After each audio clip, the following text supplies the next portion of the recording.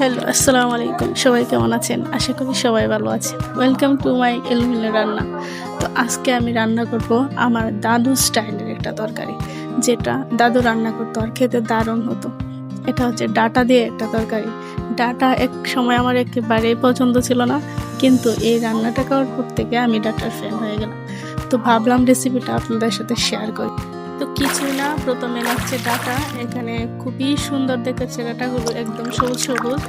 তো নিয়ে নিলাম ডাঁটাগুলো হালকা একটু ধুয়ে নিলাম। তারপর ডাঁটাগুলোকে ধুয়ে তুলে রেখে এগুলোকে হাফ বয়েল করবো, একটুখানি সিদ্ধ দিব। তারপরে এখানে বেটে নিতে হবে কাঁচামরিচ।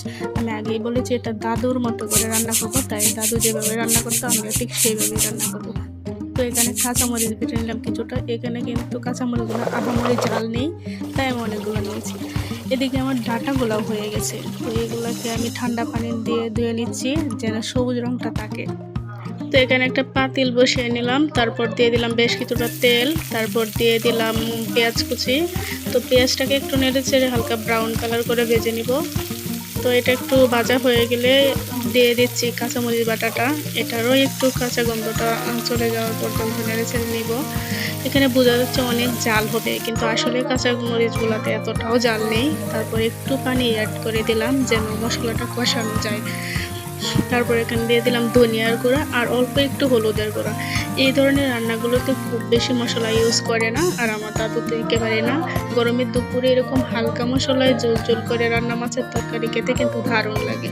তারপর আমি এখানে নিয়ে দিলাম বড় মাছের পেটি। তো মাছগুলোকে আমি ধুয়ে নিচ্ছি। আমার দাদু কিন্তু এই তরকারিটা ট্যাংরা মাছ দিয়ে রান্না করতো, তো আমার কাছে ট্যাংরা মাছ ছিল না। তারপর আমি মশলাটার মধ্যে দিয়ে দিলাম ডাঁটাগুলো।